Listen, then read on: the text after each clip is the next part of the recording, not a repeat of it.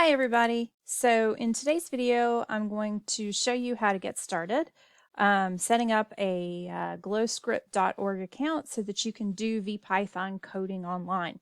So you just go to any web browser and enter glowscript.org, and it should take you right to a login page, which looks like this.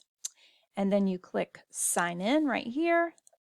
And then one of a few different things will happen. It'll ask you either what account you want to use, or maybe your account that you're signed in on through Google or AppState or whatever might pop up. And then you would sign in on that. I'm going to go ahead and sign in on mine. There we go. Sure. And it should pull up my account, which of course has already been created, but for you, it will create your account if you've never done it before. So yeah, hang on. It's being slow today. Everybody has to work online because of COVID. So it's redirecting me now, and now it recognizes me. It says you're signed in as Coffee TS and your programs are here, right? So there you go. So I can click here. I have a bunch of programs because I've already done a bunch, okay? So all of these programs that you see here are programs that I've written, and they're in my public folder. And so anybody that has the link to them can access those folders. What you're going to do, the very first thing that you're going to do is to make a new program. Your first question will ask you to make a new program called test. So I'm going to go ahead and walk you through that procedure and help you get started on your first coding. So you click create new program. It'll ask you to name your program, and I'm going to call mine slightly different because I've already made tests. So I'm going to call it testing 1, 2, 3. You would call yours test or whatever, and then you'd click create. Once you click create, this window will pop up. It'll show you this. Now, the instructions are written out in your very first assignment for Vpython in the As You Learn quiz on our course webpage. It's showing you how to do basically, or it tells you in writing how to do everything that I'm basically showing you how to do here. But all it's saying is, okay, for your first program, you're going to make a box.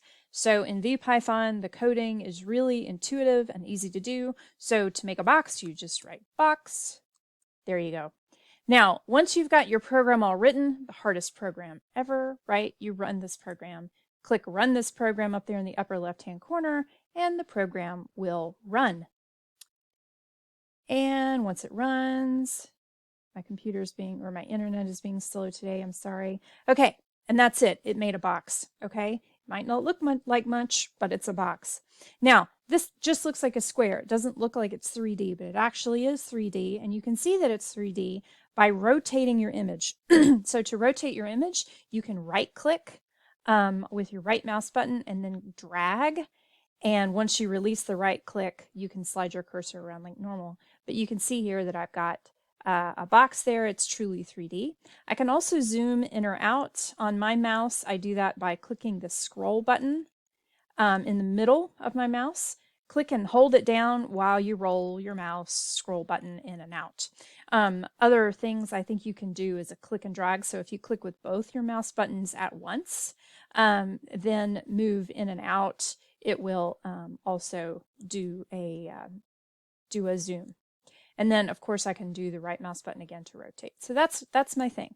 Now, if you want to work on your program some more, like let's say that you're writing a more complex program than this, that would be it. That's your first assignment. Way to go, you're done. But you can make it harder if you want to. I'll show you how to do a couple other things. I'm going to go back. I'm going to click edit this program again. If you run your program, you're not happy with it for whatever reason, it doesn't work, you leave run this program and you go to edit, okay? Back to edit, and it'll take you back. Let's say that you made some kind of mistake. So I did box and I forgot to put a closed parenthesis. What would happen if I did it wrong, right? I would run the program, and then what would happen is it would try to go through, but my program, it wouldn't work. And then what it would say is there's an error in your program, and it'll try to give you some help as to what that issue might be. Okay, so the error message will pop up and it'll tell you, see line 3, you forgot to put your parenthesis, silly. and then you go back and you fix it. So you X out of your error message, or you can just go back to edit, and then you can X out there and you can fix it. Okay, and that's all there is to it. Now let's say that I didn't want a box. Let's say that I wanted another shape. Let's say I wanted a cylinder. Holy cow, I just type cylinder and then I click run this program. And it's loading, it's loading, it's loading. And instead of a white box, I'll get a white cylinder. In a second, there it is. Oh my gosh, there's my cylinder. And it's everything I thought it would be and more. Okay, so I can go back to edit this program. Now I can change it if I want to. I can move my cylinder around and put it in different positions. Let's see. If I want to see how to do that, then I've got this done in another program. So what I can do is I can go here to my other cylinder program and I can see how I did it. So I'm going to give you a few tips here on coding.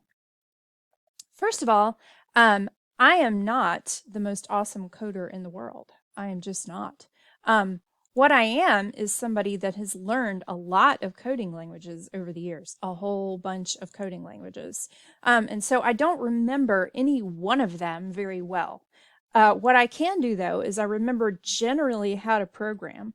And then I go back to my code. I'm like, okay, I know I need to do a while loop or an if-then loop here. What's the syntax for doing that in this particular language? Because over the years I've learned about, for.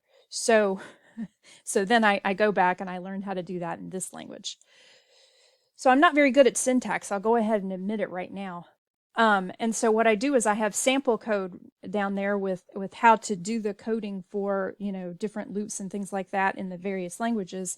And then I just use that as a sort of template and I say, okay, that's how to do this. So that's what I do. Okay. And I'm not asking you to be the best coder in the world either. I'm really not. But I think what you can do is you can get used to the language of coding, and then with mastering matter and interactions, with matter and interactions, you can use their examples as your guide and then kind of riff off those examples. And eventually you'll find that you're coding relatively easily things that you never thought you would be doing before. What we're going to do in this class, though, is we're not going to approach coding for coding's sake, okay? What we're doing in this class is using coding to model physics and to understand physics more deeply. And that's what I really want you to get out of it for this class, okay? So I'm not going to go through and lecture you on exactly all the things that a computer science professor would do on, say, for example, while statements or if-then statements. I'm not going to do that.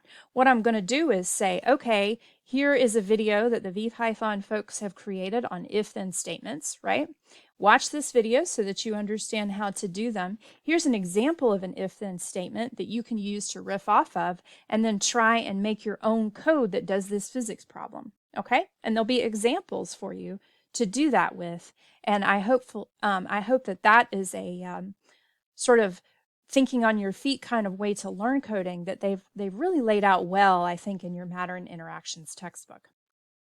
Okay, but to get back to this simple program, cylinder, you can do a lot more with it than just make a white cylinder on a black background. You can move your cylinder around. You can put the position at different places. You can change the radius of your cylinder. You can change the axis along which your cylinder points. Is it X, Y, Z, or some combination thereof? And you can also change the color of your cylinder. So here's all the things. This pause, that stands for position. And as we've learned, position are vectors, right? So this is a vector with the coordinates of the position of your cylinder.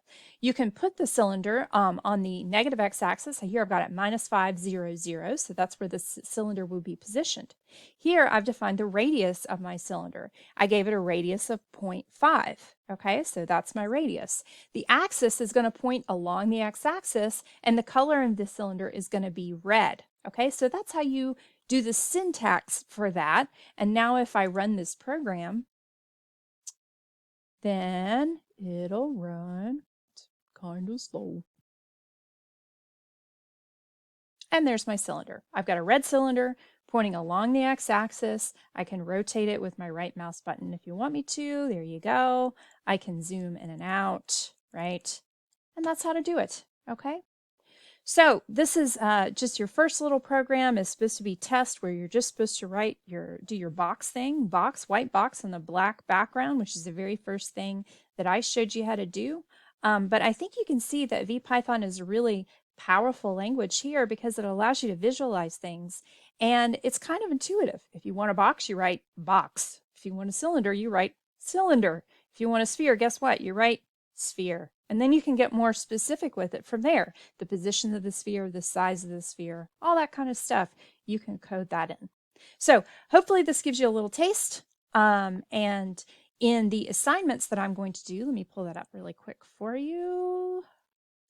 Here's the Vpython assignment. I've got that programmed in already, so you can get started with it.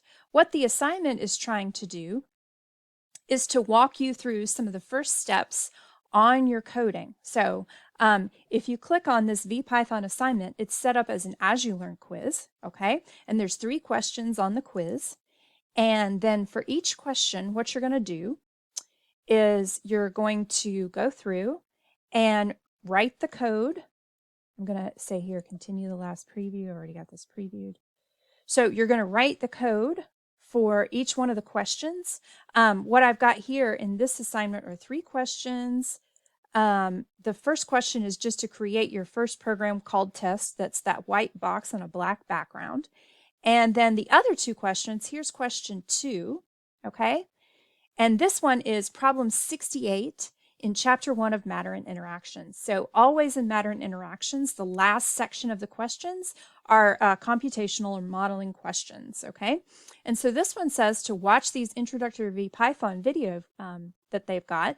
The writers of the textbook created, and some other folks created these videos to help teach people Vpython. And so they'll walk you through a lot of the stuff. So please do watch those videos. If there is a question that says watch the video, then watch the video. Do it, okay? And then it says here, the question says, complete the challenge activity at the end of the video. Share your link here in the same way. So in the last question, I took you through how to share your code with me. So let me show you how to do that right now. So if I'm here in my code, I'm going to show you how to share my testing or my test thing. Okay, so here, this is my test that I just created a second ago, where we created our box and we created our cylinder. Here's the box, right? So what you can do is you can click this, share or export this program. You click there, and then you can publish a link to, and then boom, there's the link. So you'll copy and paste, right? Copy that link, and then you'll go to the As You Learn assignment, and in the page where it's asking for you to do the test program, then you'll paste that link into the box. So everything that I just showed you how to do is written down in words here on the question in your As You Learn quiz. Then you'll click here in the text box, you'll copy and paste that link in there, and then you'll go down here and you'll click submit on that question. You can submit, let's see, or you can click finish attempt or whatever, and then you can submit that question. Okay? So that's all I want when you submit your answers. I just want the link to each program that you've created, and that's how I'll grade it. I'll go through, I'll click on the link, I'll run your program, I'll make sure that it's doing what it's supposed to do, and then I'll give you the credit for that question. All right, so that's how to do it. I hope that helps, and sorry it's so rambling, but there you go. See you later.